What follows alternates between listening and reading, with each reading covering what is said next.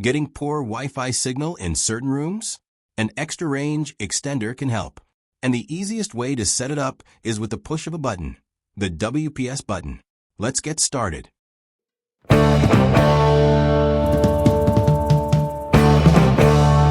Step 1. Unboxing and power on.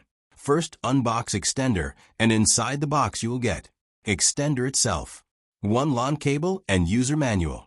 Take Xtender and plug into power socket near Wi-Fi router for initial setup and wait a few moments.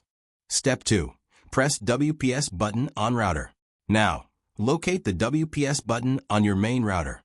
Press it for about 2 seconds. Step 2.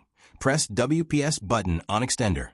Now, within 2 minutes, press WPS button on your Xtender for about 2 seconds. This pairing process takes about 2 minutes.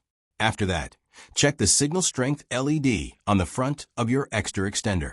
If it's on and solid, it means the connection was successful.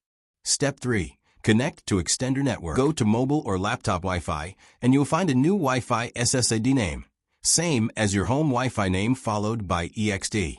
Use the same Wi-Fi password as your home Wi-Fi password to connect it.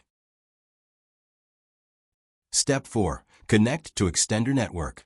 Now you can unplug the Xtender and place it in a location where the Wi-Fi signal is weak but still reachable by the router's signal, ideally about halfway between the router and the dead zone. Make sure the LED signal strength indicator shows good connectivity. That's it. If this video helped you eliminate your Wi-Fi dead zones, don't forget to like, share, and subscribe channel to get more tech guide. Thanks for watching.